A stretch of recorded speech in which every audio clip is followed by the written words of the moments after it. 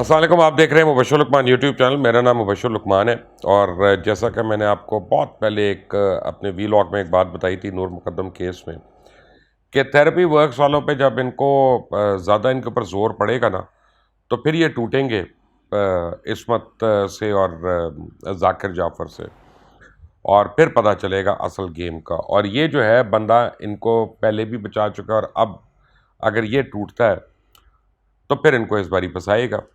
और इसको तोड़ने का तरीका क्या है कि वो कहते हैं बांदरी के पैर जलते हैं ना तो वो अपने बच्चों पे खड़ी हो जाती है। तो ये वही वाली बांदरी है जो थेरेपी वर्क्स के अंदर मौजूद है। आप देख रहे हैं मुबश्शिर लुकमान यूट्यूब चैनल। मेरा नाम मुबश्शिर लुकमान है। मेरी आपसे रिक्वेस्ट है, इसको सब्सक्राइब करिएगा, बेल आइकॉन को प्रेस करिएगा और कमेंट्स में अपनी राय ज़रूर दीजिएगा। अब हो क्या रहा है?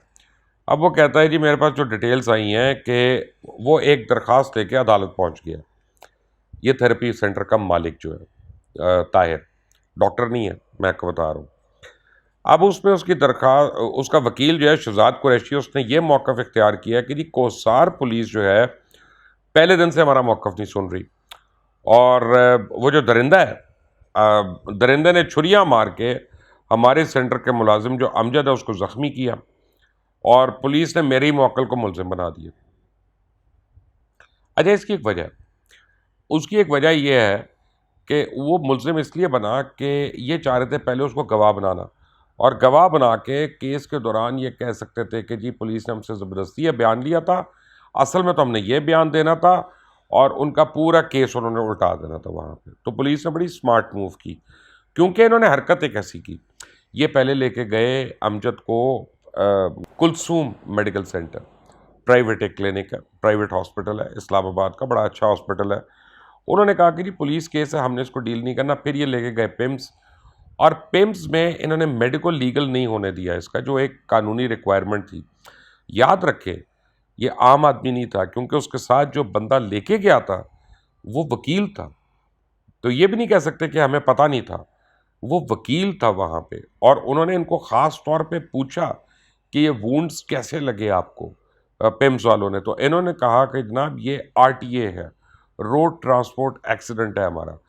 तो पुलिस ने सोचा कि ये इन्होंने झूठ बोला, दो नंबरी कर रहे हैं, ये आपस में मिले हुए हैं, और उनके पास कुछ और भी शवाहिद थे कि इन्होंने एविडेंस मिटाने की कोशिश की है।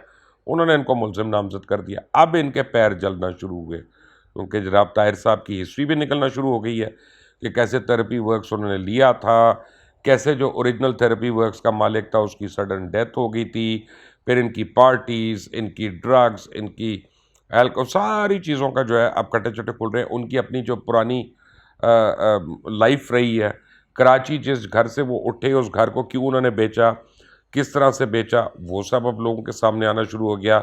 इनकी कितनी शादियां हुई हुई हैं और हर बीवी ने इनके ऊपर क्या क्या इल्ज़ाम लगाए थे तलाक लेने से पहले। अब वो भी ताहिर साहब को उन्होंने कहा कि मेरा केस ही ना खुल जाए, उन्होंने जाके कोसार थाने के ख़िलाफ़ उन्होंने अपील कर दी अपने वकील के थ्रू कि जी हमारे ऊपर भी अटैक हुआ, अब हमें इसमें जो है गवाह बनाया जाए।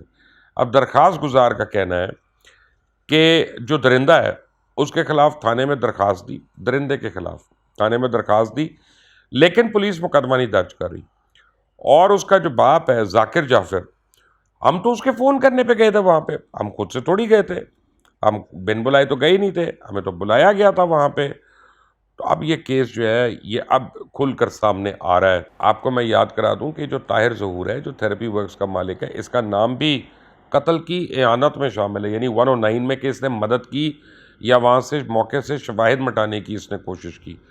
और इस पे नूर मुकद्दम के कत्ल का वाक़या छुपाने का इल्ज़ाम है। नहीं बताया था इन्होंने वाक़या, इन्होंने तो पुलिस को नहीं बताया था। आजकल वो ज़मानत पे रिहा है अपने मुलाजमीन के साथ। अब दो और लोग हैं जो इस केस को मैं समझता हूँ बड़ी डिलिजेंटली फॉलो कर रहे हैं, और मैं उन दोनों को ज़बरदस्त खराज तहसीन पेश करना चाहता हूँ। एक तो मारिया अली है और दूसरा महरीन सिप्तैन है। और दोनों बच्चियाँ जो है, मेरी तो बच्चियों की जगह है, तो वो बहुत मेहनत कर रही हैं और वो भी रोज़ कोई ना कोई न्यूज़ लेके आती हैं। अब मारिया अली ने कुछ बातें क्लेम की हैं।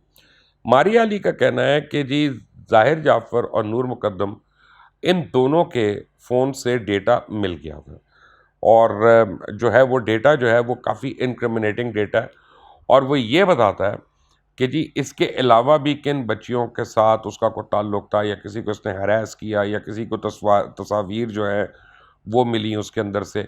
याद रहे कि ये पुलिस पहले दिन से कह रही थी कि जनाब ये मोबाइल फ़ोन की ज़रूरत नहीं और इसमें स्क्रीन टूटी हुई है। तो मैंने पूरा ज़ोर लगाया पुलिस पे भी और उन वकला पे भी कि इस फ़ोन का डेटा रिकवर होना चाहिए। अगर स्क्रीन बदलनी है, मैंने कहा पैसे मेरे से ले लो। अगर उसकी कोई चिप बदलनी है, पैसे मेरे से ले लो। लेकिन अगर फ़ोन से नहीं रिट्रीव होता तो आई क्लाउड पे होगा। ये तरीका है। इसको एफआईए को भिजवाओ, उनके साइबर विंग को। फिर उन्होंने उसको एफआईए भिजवाया और वो जो है अब ये कहानी सामने आ रही है। लेकिन कुछ वीडियोस जो हैं कह रहे हैं कि दूसरी लड़कियों के साथ भी उसके क्लिप्स उसे मिल रहे हैं, जो बड़ी सीरियसली इनक्रिमिनेटिंग वीडियोस हैं। और अब ये भी मालूम हुआ है नूर मुकद्दम के फ़ोन से बकौल मारिया कि जी उसने जब छलांग लगाई थी, तकरीबन 4 बजे का वक्त था, तो उसने अपने कुछ दोस्तों को मैसेज किया था। और वो मैसेज क्या था, मैं आपको एग्जैक्ट बताऊं, he will kill me, I am scared, save me, और आगे 3 exclamation marks. He will kill me, I am scared, save me. इस मैसेज मिलने के बाद कुछ दोस्त हैं वो दरिंदे के घर भी पहुंचे और अंदर आने की कोशिश करते हैं। फिर गार्ड उनको अंदर नहीं आने देता कि जनाब साहब ने हमें मना किया है। ये बाहर खड़े होके मुसलसल अपनी तरफ से नूर बेचारी को और उस दरिंदे को कॉल्स भी करते रहे। और जब नूर ने रिस्पॉन्ड नहीं किया और ना ही दरिंदे ने रिस्पॉन्ड किया, इनमें से एक ने दरिंदे के बाप को कॉल की। लेकिन उसने बड़ी कैजुअली इस मामले को लिया और उसने कहा कि करते हैं यार। उसके बाद उसने थेरेपी वर्क्स वालों को कॉल की। जाहिर है कोई दोस्तों की कॉलें आई होंगी, उनको समझा दिया होगा। अब मैं समझता हूँ कि वो दोस्त भी मुजरिम है, उनको भी उसी वक्त पुलिस को बताना चाहिए था कि ये हमें मैसेज आया, या वो स्टॉर्म करते अंदर अंदर बात तो यही है कि he will kill me, save me. इसका मतलब है बड़ा क्लियर है ये तो, कि मुझे बचा लो किसी तरीके से। उन्होंने क्या किया उसको बचाने के लिए वो नहीं किया। तो अब जब केस खुलेगा तो वो 2 या 3 या 4 जितने भी दोस्त हैं, जो भी दोस्त हैं, वो भी सामने आएंगे और वो भी फिर बताएंगे कि भाई 3 घंटे वो क्या टैप डांसिंग करते रहे वहाँ पे, या वहाँ बैठ के क्या वो और कुछ हरकतें कर रहे थे। क्योंकि थेरेपी वर्क्स वालों ने भी कहा कि जब हम आए तो उसके दोस्त खड़े हुए थे वहाँ पे, और उसके बाद जब पुलिस आई है तो वो निकल गए वहाँ से। कमाल की कन्वीनियंस है। वैसे ये सारे इस केस में लोगों की अपनी मर्जी से आते हैं, अपनी मर्जी से चले जाते हैं। अब इसके बाद जब थेरेपी वर्क्स वालों को कॉल होती है बाप की तरफ से, उसके कुछ दोस्तों ने भी, दरिंदे के दोस्तों ने भी उसको कॉल की कि जी समझाइए इसको आके। दरअसल वो जो बाप है ना, उसको अच्छी तरह पता था बेटा क्या कर रहा है या किस काबिल है। और माँ तो मुझे तो इसमें बड़ी एक, मुझे जो लगता है वो प्लानर है बड़ी। अब क्यों है पता नहीं, मेरा दिल कह रहा है ये। मुझसे ये ना पूछे कि लॉजिक क्या है। एक आपकी छठी हिस्स होती है, एक आपका दिल आपको कहता है। और मेरा बड़ा क्लियर है कि जी when there is a conflict between my mind and my heart, I will follow my heart. मैं तो वही करता हूँ।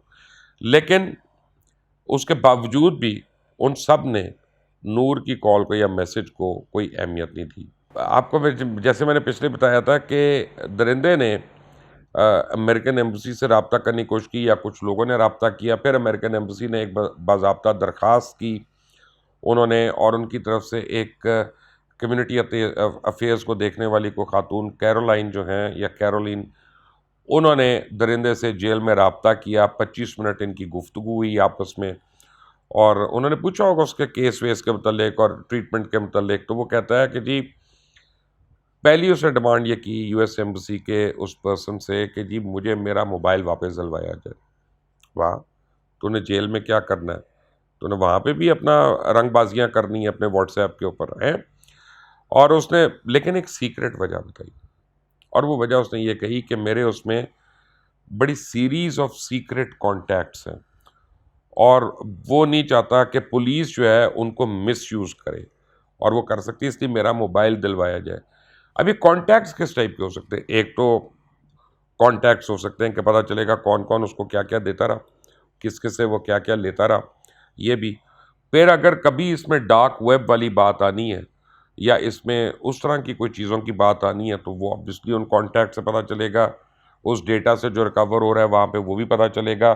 जो मैं पहले दिन से एफआईए को और पुलिस को और वकला को कही जा रहा हूँ कि प्लीज़ ये डेटा रिकवर करो। और ज़ाहिर है उसके फ़ोन में ऐसा कुछ है जो उसके ख़्याल में उसके ख़िलाफ़ इस्तेमाल हो सकता है कोर्ट ऑफ लॉ में। फिर उसने एक अजीब डिमांड की, उसने कहा जी मुझे फ़ास्ट फ़ूड दिया जाए, मुझे जेल का खाना नहीं अच्छा लग रहा। ख़बीस आदमी, मेरे बस में होता तो मैं सिर्फ छितर खिलाता तुझे वहाँ पे दरिंदे, अपना तू फ़ास्ट फ़ूड मांग रहा है। और कहता है जी मैं जेल का खाना खा खा के तंग आ गया हूँ। ना फिर उसने जो अल्फाज इस्तेमाल किए, उसने कहा जी माई कंडीशन इज़ पथेटिक, यानी मेरा हालत ज़ार जो है वो अजीब है और बुरी हालत में मुझे रखा हुआ है, मुझे किसी कंफर्टेबल जगह पे शिफ्ट कराए, तुझे एसी दें, तुझे चिलर लगवा के दें, तुझे फ्रिज रखें, तुझे नेटफ्लिक्स दें, दरिंदे अपना मेरा बस चले तो मैं तुझे बताऊँ तुझे रखना कैसे चाहिए। ये तो जेल वालों की मेहरबानी, उन्होंने फिर भी तुझे रखा हुआ है, तो मैं तो अब कुछ और ही करता। शुक्र है मैं जेलर नहीं हूँ। और उसने अमेरिकन एम्बेसी को ये कहा कि मुझे लीगल असिस्टेंस दें। अब मेरे जो वकील है वो कमज़ोर है, इसका मतलब है कि वो अभी तक वो खुश नहीं है, जो भी उसका ट्रीटमेंट हो रहा है वहाँ पे वो उससे खुश नहीं है। लीगल ट्रीटमेंट की बात कर रहा हूँ। और वो समझता है कि अमेरिकन एम्बेसी जो वकला करा के देगी वो भारी भरकम होंगे और वो उसको निकाल सकते हैं। पैसे का तो इसमें आपको पता है ना कि कोई इशू ही नहीं है, पैसा तो आप जितना कहें, ये तो फैमिली है ही बिलियनियर्स की फैमिली। और इनके मतलब मुझे तो लोग ये बता रहे हैं कि ये तो डॉलर्स में बिलियनियर्स हैं। मैं तो नहीं जानता उनको, लेकिन जो उनको जानने वाले हैं उनका यही कहना है। पुलिस जो है उनका मेरा ख्याल है कल तक चालान कंप्लीट हो जाएगा, जुमे के दिन तक। तो वो जुमे को जब कंप्लीट होगा उसके बाद मेरा नहीं ख्याल कि वो हफ्ते के दिन उसको जमा कराएंगे, वो पीर के दिन उसको जमा कराएंगे या मंगल को करा देंगे ज़्यादा। और फिर ये बाकायदा एक ट्रायल शुरू हो जाएगा। मीनवाइल अगर आपको मैं एक और बात बताता हूँ, दो बातें अभी इसमें आप कंफ्यूज ना हो जाएं, ताकि आपको वो बताना ज़रूरी है। अगर वो थेरेपी वर्क्स वालों की एप्लीकेशन एक्सेप्ट हो जाती है तो उसका एक सेपरेट मुकदमा होगा। वो इस मुकदमे में यानी कोई फ़िलहाल रोल नहीं प्ले कर रही, पुलिस को ज़िमनी काटने की ज़रूरत नहीं है। एक नया पर्चा दरिंदे और दरिंदे के माँ बाप के ख़िलाफ़ थेरेपी वर्क्स वालों की जानिब से हो सकता है। सो देल गो पैरेलल। बाद में अगर अदालत ही समझे कि दोनों एक ही केस है और दोनों में एक ही आर्ग्यूमेंट से सारा कुछ और शवाहिद है, फिर वो अदालत शायद किसी स्टेज पे उसको क्लब कर ले, लेकिन अभी नहीं हो सकता। लेकिन एक और केस अगले हफ्ते सुना जाएगा और वो केस जो है बड़ा सिंपल है। वो केस जो है जो शाह खावर लॉयर ने इस्लामाबाद हाई कोर्ट में किया हुआ है कि इनकी बेल की खारिज करने की दरख्वास्त दी हुई है थेरेपी वर्क्स वालों की। और उससे पहले पहले ये ताहिर जो है, मुलज़िम ताहिर, ये एक्टिव हुआ हुआ है कि किसी तरह मेरी दरख्वास्त वहाँ चली जाए तो फिर मैं प्री अरेस्ट बेल के लिए अप्लाई करूँ कि मैं तो ये केस लड़ रहा हूँ, मुझे वकीलों से मिलना है, तो ये करना है, शवाहिद जमा करने हैं, ये सारा उसके लिए ये सब कुछ कर रहा है। तो ये दो तीन चीज़ें अब एक साथ होना शुरू हो गई हैं। आपकी राय बड़ी इंपॉर्टेंट है कि आप मुझे ये बताएं कि ये ताहिर जो है उनको बचाने के लिए कर रहा है, उसके माँ बाप को और दरिंदे को, या अपने आप को बचाने के लिए कर रहा है। जो आपके पहला थॉट आपके जहन में आता है ना, वो प्लीज़ मुझे बताइएगा। इस चैनल को सब्सक्राइब ज़रूर करिएगा, बेल आइकॉन को प्रेस करिएगा। अल्लाह हाफ़िज़।